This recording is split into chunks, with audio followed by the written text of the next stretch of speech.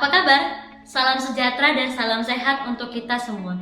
Di kesempatan kali ini, aku mau ngasih informasi mengenai perbedaan bercanda dengan bullying. Tapi, sebelum masuk ke dalam itu, aku akan menjelaskan apa itu bercanda dan adab dalam bercanda, lalu apa itu bullying dan contohnya, kemudian perbedaan bercanda dengan bullying. Oke, apa itu bercanda dan adab dalam bercanda? Siapa yang tidak suka bercanda? Semua orang dari segala usia dan bermacam latar belakang menyukai hal ini meski hanya berupa guyonan kecil. Lalu, apa sih bercanda itu? Menurut KBBI, bercanda adalah bertingkah, berkelakar, dan bersanda gurau.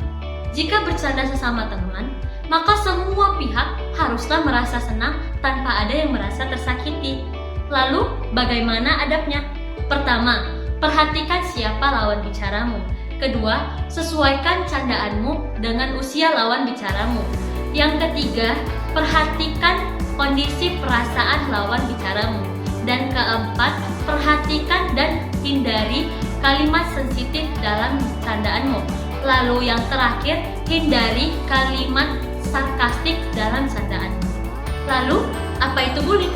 Bullying merupakan tindakan kekerasan atau penindasan yang dilakukan oleh seseorang atau sekelompok orang yang lebih kuat atau berpengaruh terhadap orang lain, dan biasanya dilakukan secara terus-menerus, seperti pada contoh video berikut ini.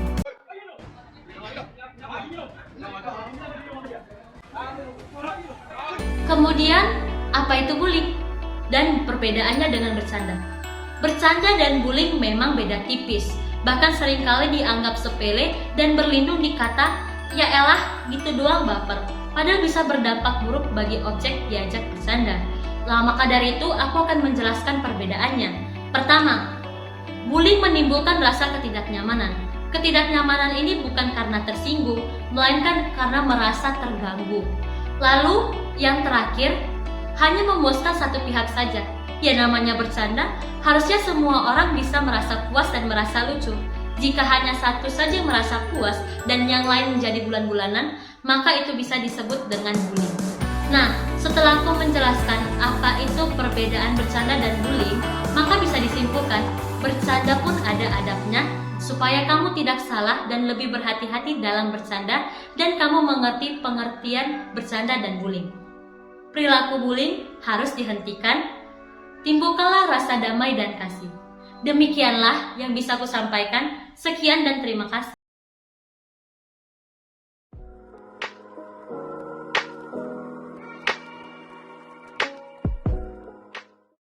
Hai teman-teman Instagram semua, gimana kabarnya? Semoga sehat selalu ya. Pada kesempatan kali ini, gue mau ngasih informasi nih buat kalian semua, terutama kalian yang sering ngalamin masalah kulit di wajah. Nah, gue bakal ngasih tahu nih gimana sih caranya dan apa aja step-step yang bisa kalian lakuin buat ngerawat wajah supaya gak gampang nimbulin masalah kulit di wajah, kayak jerawatan, kulit gusam, dan lain-lain. Gak cuman itu, gue juga mau ngasih tahu nih apa aja sih manfaat yang kalian dapat dari merawat wajah. Langsung aja kita ke step-stepnya yuk. Nah, ini dia yang pertama. Hal yang paling dasar yang wajib kalian lakuin itu cuci muka. Maksimal 2 hari sekali ya. Terus kalian juga harus ngelinginnya pakai handuk bersih atau bisa juga pakai tisu. Ngelapnya jangan digeser ya, ditep-tep aja perlahan. Yang kedua, jangan pakai makeup yang berlebihan atau tebal. Kenapa sih nggak boleh? Soalnya kalau kalian pakai makeup tebal, apalagi pakainya setiap hari, itu bisa nyumbat pori-pori kalian dan menyebabkan produksi minyak berlebih. Kalau kalian habis pakai makeup, jangan lupa double cleansing juga ya sebelum tidur. Nah, yang ketiga, lindungi wajah kalian dari sinar matahari langsung, karena paparan sinar matahari bisa meningkatkan peradangan dan kemerahan pada kulit kalian, sehingga bisa menyebabkan jerawat. Atau kalau kalian mau keluar rumah, kalian wajib pakai sunscreen ya, biar wajah kalian gak kena paparan sinar matahari langsung. Nah, yang terakhir nih teman-teman, kalian juga harus ngejaga kebersihan di lingkungan kamar kalian, seperti mencuci sarung bantal, spray, dan handuk yang kalian pakai. Karena kain-kain yang biasa kalian gunain itu lama-kelamaan akan muncul bakteri dan bisa mentransfer ke muka kalian bakterinya. Terus nimbulin jerawat deh. Gak cuman itu teman-teman, merawat wajah juga banyak manfaatnya loh. Kalau tadi gue udah bahas step-stepnya, Sekarang gue mau ngasih tahu nih beberapa manfaat yang kalian dapat dari merawat wajah. Nah, beberapa manfaat yang bakal kalian dapat dari merawat wajah itu, yang pertama, kalian bakal terhindar dari masalah kulit. Hal ini juga bisa mencegah datangnya masalah kulit kayak jerawat, komedo, dan kulit kusam. Wajah yang dirawat juga bisa meningkatkan rasa percaya diri loh. Kalian juga bisa banget memperlambat proses penuaan dengan cara merawat wajah. Jadi, merawat wajah itu sangat mudah dan penting dilakukan sejak dini, bukan? Prosesnya yang dilakukan sendiri dan mudah, dan juga kegiatan ini merupakan kegiatan yang banyak sekali manfaatnya, terutama untuk diri kita sendiri. Segitu dulu ya teman-teman informasi yang bisa gue sampaikan. Semoga bermanfaat ya untuk kalian semua. Bye-bye.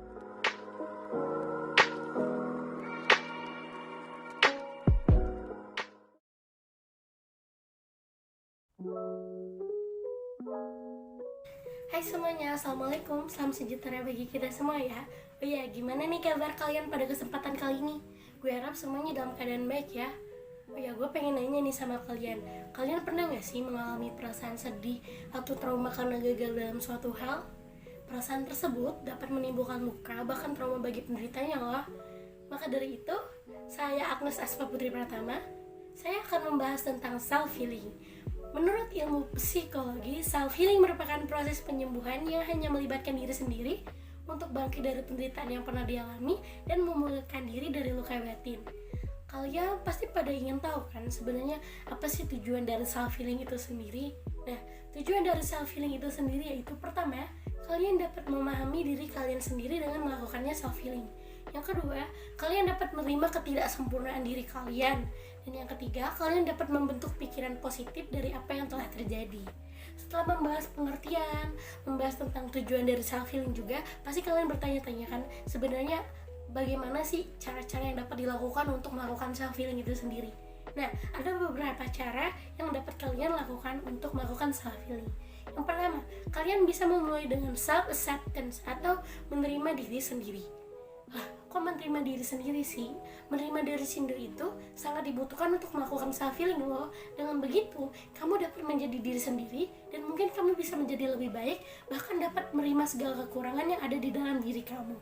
Nah, yang kedua, kamu bisa memulai dengan memaafkan diri sendiri. Hidup dengan rasa bersalah terus-menerus hanya akan merugikan diri sendiri. Itu hanya dapat mencegah kamu untuk hidup bahagia. Yang ketiga, kamu bisa melakukan dengan kegiatan yang positif. Kegiatan positif seperti apa sih? Nah, kalian bisa melakukan kegiatan positif seperti membaca buku dengan akhiran cerita yang bahagia, atau kalian bisa mendengarkan musik yang ceria, atau bahkan kalian bisa meminta teman-teman kalian untuk menceritakan sebuah lelucon, atau bahkan cerita yang lucu loh. Yang keempat, kalian bisa tidur yang cukup. Loh, kok tidur yang cukup sih? Jangan salah, tidur merupakan salah satu proses dari self-healing tahu. Karena tidur yang cukup dapat memperbaiki suasana hati kalian. Saya juga pernah mendengar sebuah quotes atau kutipan yang isinya Don't blame, forgive, all healing is self-healing dari Albert Schweitzer, yang mana artinya jangan menyalahkan, memaafkanlah, semua penyembuhan adalah penyembuhan diri sendiri. Maka dari itu self-healing sangat penting bagi diri kita, karena penyembuhan terbaik itu adalah penyembuhan dari diri sendiri. Mungkin itu saja yang dapat saya sampaikan. Apabila ada kesalahan saya mohon maaf. Saya akhiri. Wassalamualaikum warahmatullahi wabarakatuh.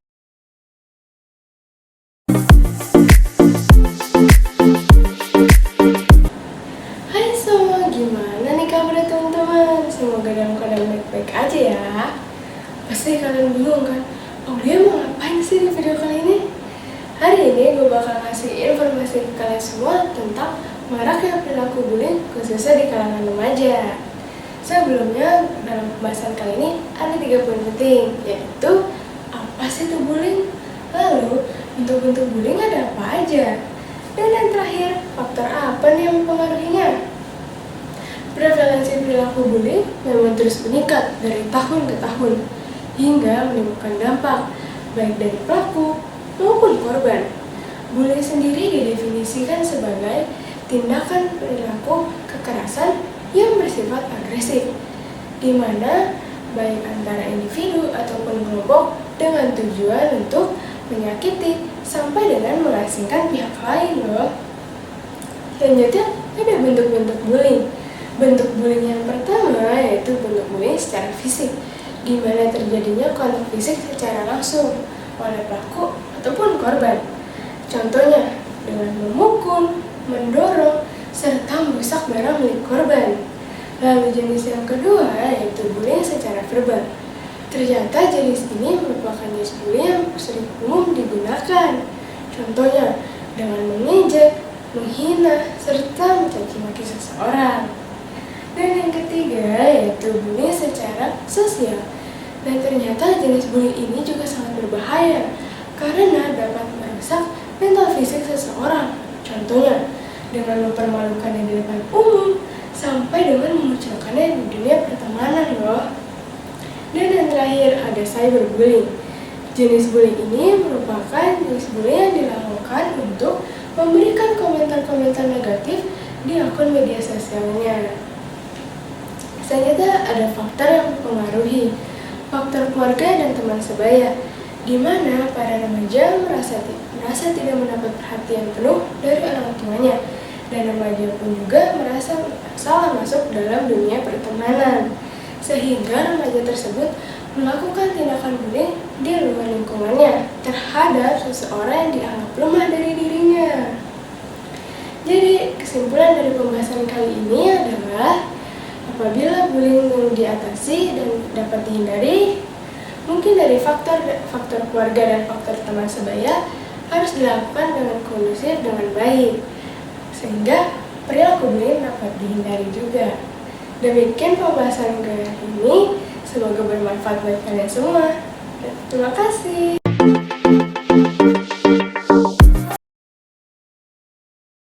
Halo semuanya, apa kabarnya nih?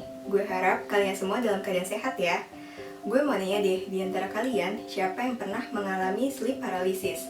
Pasti banyak dari kalian yang mengira bahwa sleep paralysis itu terjadi karena ketindihan makhluk halus kan? Tenang guys, itu semua nggak benar. Sebenarnya kejadian ini bisa dijelaskan secara medis. Di sini, gue akan ngasih informasi ke kalian semua tentang sleep paralysis, mulai dari yang pertama, apa itu sleep paralysis, yang kedua, apa penyebabnya, dan yang ketiga, bagaimana cara mengatasinya. Yuk disimak ya informasi dari gue. Sleep paralysis merupakan suatu bagian dari fase tidur yang belum sempurna, yaitu gangguan tidur yang menyebabkan ketidakmampuan seseorang untuk bergerak saat tidur ataupun bangun tidur. Kejadian ini ditandai dengan sesak nafas seperti dicekik, tubuh susah bergerak dan tidak bisa berbicara. Setelah kalian tahu apa itu sleep paralysis, kalian juga harus tahu penyebabnya nih. Saat kalian tertidur, kalian akan memasuki fase tidur REM. Di fase ini, kalian mulai bermimpi dan otot tubuh kalian akan diistirahatkan atau diberhentikan. Nah, ketika kalian tiba-tiba terbangun pada saat fase tidur REM kalian belum selesai, disitulah kalian akan mengalami yang namanya sleep paralysis. Kenapa? Karena otak belum siap mengirimkan sinyal bangun, sehingga tubuh kita masih dikondisikan dalam keadaan setengah tidur dan setengah sadar. Itulah mengapa kita akan merasakan tubuh kaku, sulit berbicara, dan sulit bernafas saat kita mengalami sleep paralysis. Beberapa studi juga menyebutkan bahwa sleep paralysis bisa disebabkan oleh pola tidur yang kurang teratur, posisi tidur yang tidak nyaman, riwayat keluarga, insomnia, dan tekanan psikologi. Nah, seandainya nih ya, suatu saat nanti kalian mengalami sleep paralysis, gue kasih tahu nih cara mengatasinya. Saat kalian mengalami kejadian itu, jangan panik dan coba tenangkan pikiran kalian. Pahami bahwa sleep paralysis adalah gangguan tidur yang tidak ada kaitannya sama sekali dengan hal mistis. Ingatkan diri kalian bahwa kejadian ini bersifat sementara dan akan segera berakhir setelah beberapa menit. Yang bisa kalian lakukan, 1. Tarik napas dalam-dalamnya dan keluarkan dengan paksa. Kedua, bisa juga dengan menggerakkan ujung jari tangan atau kaki untuk membantu kalian tetap terjaga dan terlepas dari sleep paralysis. Oke, udah semuanya nih gue jelasin tentang sleep paralysis ke kalian. Gue mau ngingetin lagi kalau sleep paralysis terjadi karena fase tidur yang belum sempurna. Jadi nggak ada hubungannya sama sekali dengan hal mistis. Walaupun terkadang sleep paralysis dibarengi dengan mimpi buruk dan hal mistis, tapi itu semua tidak nyata. Itu semua hanyalah hasil dari halusinasi kita sendiri. Semoga informasi yang gue kasih bisa membuat kalian mencegah terjadinya sleep paralysis, dan kalaupun terjadi, kalian sekarang udah tahu kan gimana cara mengatasinya. Bye!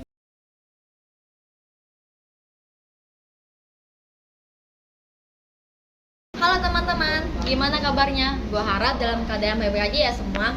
Pertama-tama, gue mau kenal diri gue nih. Kalau kata pepatah sih, tak kenal maka tak sayang. Kenalin, nama gue Natalia Disela Putri. Kalian bisa panggil gue Lia. Siapa nih di antara kalian yang sedang menginjak usia 20-an? Pastikan kalian sedang mengalami perubahan atau rintangan. Berarti kalian lagi di fase yang dinamakan quarter life crisis. Di video kali ini, gue mau kasih tahu tahapan dan cara yang bisa kalian lakuin.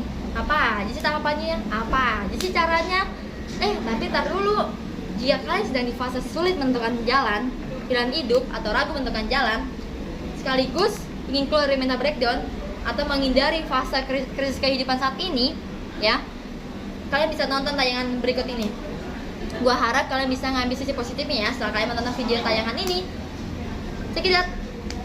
Nah, gue kasih tahu nih, langsung aja gue kasih tahu caranya. Yang pertama, kalian harus melatih kesabaran dan biarkan semua yang mengalir apa adanya seperti air. Jangan patah semangat ya guys. Yang kedua, jangan bandingkan diri kalian dengan orang lain, karena setiap orang mempunyai jalan kehidupan yang berbeda-beda. Yang ketiga, ubah keraguan dan pikiran kalian menjadi tindakan agar kalian bisa mampu melangkah ke arah yang lebih baik. Contohnya itu kayak anak tangga, dia terus naik ke atas. Ayo kalian berani ngambil tindakan untuk melangkah, usir itu keraguan. Lalu, nggak mau kan kalau hidup kalian stuck di situ aja guys? Oh iya, gue mau kasih tahu nih, kalian perlu rutin berolahraga juga loh, agar tubuh dan pikiran kalian itu fresh. Banyak kok olahraga yang bisa kalian lakuin di rumah. Itu contohnya kayak lari atau jogging kecil-kecilan. Kalian keliling komplek itu udah termasuk olahraga loh guys. Lalu yang kedua, kalian bisa lakukan push up di rumah atau di teras halaman. Yang ketiga, kalian bisa lakukan sit up. Lalu yang keempat, kalian bisa lakukan itu skimming di rumah atau di halaman rumah bersama teman-teman atau bersama orang kesayangan misalkan. Lalu yang terakhir itu kalian bisa lakukan yoga. Apa sih yoga? Gue gak bisa yoga nih.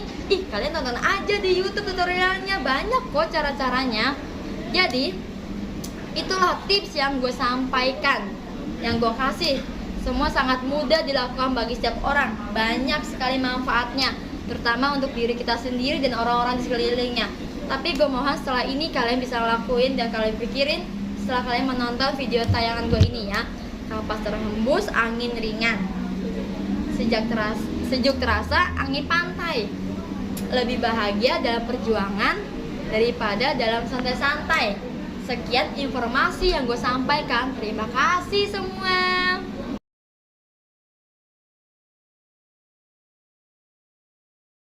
Assalamualaikum warahmatullahi wabarakatuh. Gimana nih kabar teman-teman semua? Semoga kalian semua sehat selalu dan diberikan perlindungan senantiasa, dijauhkan dari COVID ya teman-teman.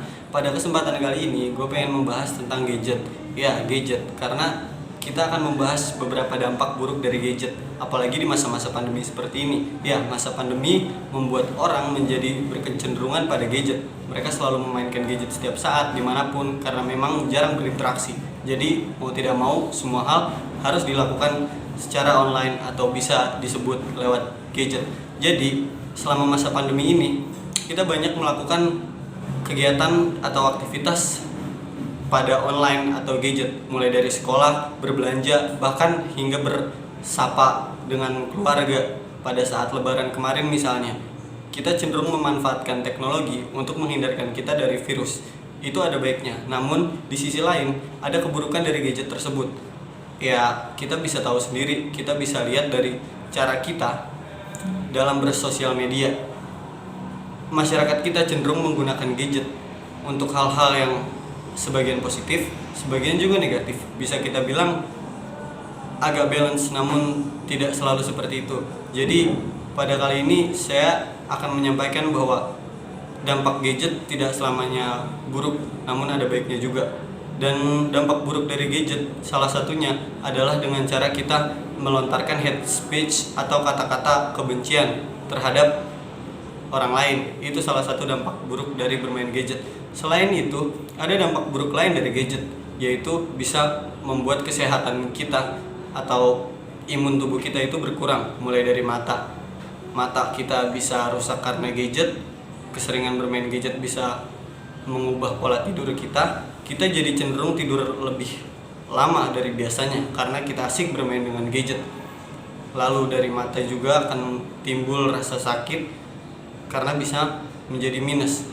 Dan selain itu, dari gadget kita juga dapat menjadi seseorang yang tidak peduli sekitar karena kita asik bermain gadget sampai kita tidak memperdulikan sekitar kita, bahkan kita bisa lupa.